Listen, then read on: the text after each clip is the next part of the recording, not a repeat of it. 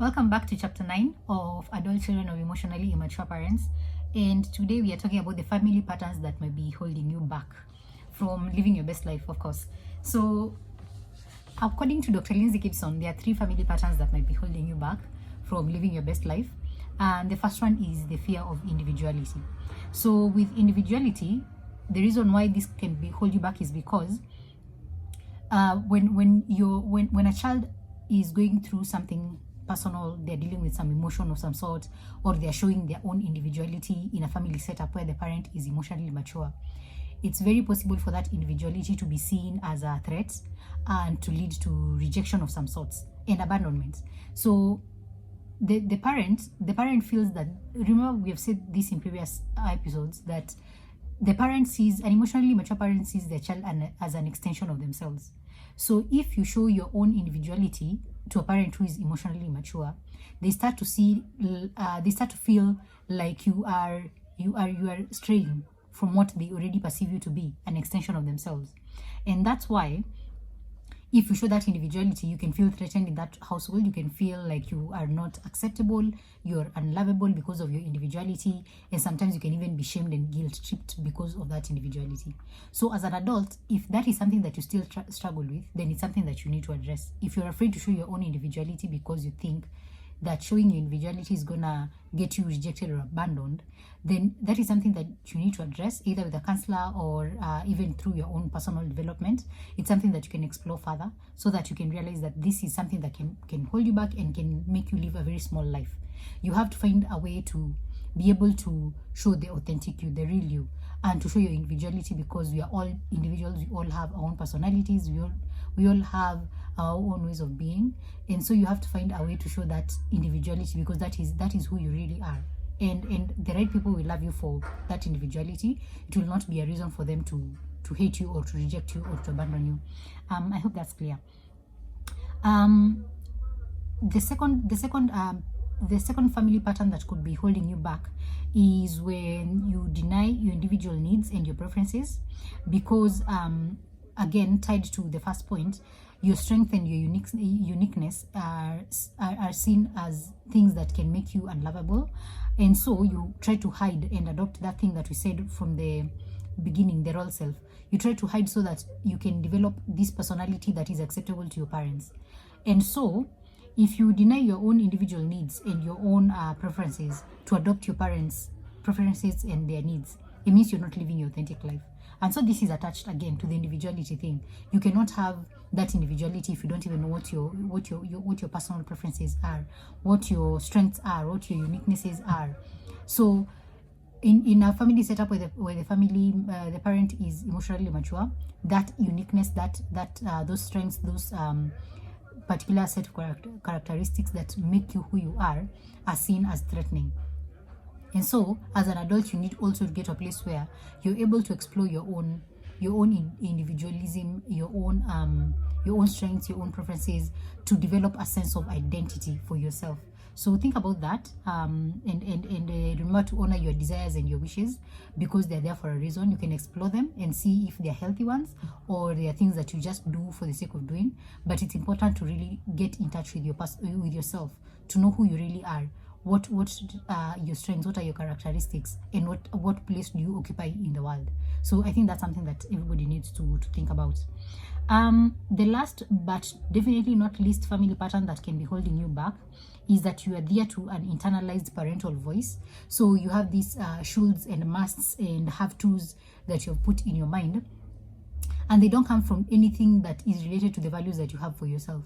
They are mostly internalized parental voices. So if your parent, your emotionally mature parent in childhood, kept telling you about how you should do this or should do that, or you must be this or must be that, you develop that as your default voice. So you can never really get to a place where you can make your own decisions, because at the back of your mind there's that parental voice that you can't really shake off. You'll find that it's impossible for you to make a decision because at the back of your mind you're thinking, what would my parent think of this? Will they approve of me? Will they still love me if I make this particular decision? So that is something that have had many people mention they have at the back of their minds. They're unable to make decisions, they're unable to live their lives, they're unable to make their own choices, they're unable to do things that make sense to them because at the back of their minds their parents' voice is always there. Their parents' voice is always there, reprimanding them, shouting at them, screaming at them, calling them out, cussing them out, and that can be a fear-inducing thing. So I would highly advise that you think about the voice that you hear at the back of your mind when you're about to make decisions, when you're thinking about something regarding your life, and really monitor that voice and see if it's related to anything that happened to you in your childhood with your emotionally mature parent, if you had one. And then learn to separate yourself from that voice, to remember that you can be an individual, you can develop your own tastes, you can develop your own preferences, you can become a whole human being who has their own desires and their own ways of being, and there's nothing wrong with that. That is how you become an individual. So consider that and think about it further. There's this thing that Dr. Lindsay also mentioned, how it feels like to live a life free of role self and the healing fantasies that we spoke about in previous chapters. So the first thing that you'll notice when you are living a free life is that you'll have the freedom to be human and to be imperfect. So this desire to always be perfect, to always have your things together, to always have your ducks in a row, that desire for perfection will really fade away the moment you start to live your authentic you, to live a free life. You're going to find that you are very, very, not necessarily comfortable, but you're going to find yourself having a better relationship with perfectionism, and you'll find yourself having a healthier relationship with being human, showing your emotions, and living a life that is true. So think about that. Think about how you feel perfection plays a part in your life, and learn how to put that perfectionism in control. Don't let it stop you from living your life, because at the end of the day, remember, perfection is not a human quality. It was never meant to be a human quality, and so you have to get to a place where you can really put that perfection on a leash, that it doesn't control your life. So think about that. You'll also find that you have the freedom to have genuine thoughts and feelings that are not being controlled by the internalized parental voice, that they are not controlled with those shoulds and musts and have tos that you have always grown up with. You'll find that having your genuine thoughts and your own feelings is going to be a freeing thing. So that is how you know you're living a free life that is free from the role self and the healing fantasies that we spoke about. Something else you're going to notice is that you're going to have the freedom to suspend contact with guilt and self-doubt. So you will not be second guessing yourself every time you make a decision, because again, you're living free. You're no longer tied to that internalized parental voice. So you find yourself being comfortable with making decisions. You're going to find yourself trusting yourself to make the right decision when you need to, and you're going to find yourself being comfortable with guilt, realizing that some decisions are going to feel you're going to feel very guilty for making some decisions, and that does not mean that you've done a bad thing. For example, even when you put up boundaries and when you enforce your boundaries, it's very easy to feel guilty for enforcing those boundaries, especially when people react. But when you're living free of those role cells and those patterns, you're going to find that you're very comfortable with that guilt, because eventually it's going to fade away. You're going to realize that you're making the right decisions for yourself. So think about that. You're going to find the freedom to set limits and choose how much to give, because remember what we said about internalizers and externalizers. Externalizers keep taking and internalizers keep giving, and so you have to learn how to draw those limits, and setting those limits is part of living a free life. So you will learn to be more strict with your limits, to enforce your boundaries, and to live your life that knowing that you're making the right decision for yourself, and you will not be guilt tripped into feeling because you've set a limit.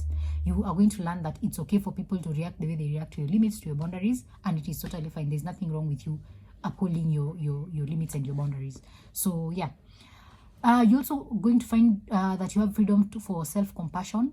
Self-compassion is where you remember that you're human first of all, and that other people are going probably through similar situations as you, so you don't have to judge yourself so harshly, and so you're not going to be criticizing yourself all the time. You're going to be compassionate with yourself, you're going to be kind to yourself, you're going to be more loving to yourself, and you will not feel guilty for doing those things, because you're living a free life that is free of the role self and the healing fantasy that you may have developed in your childhood.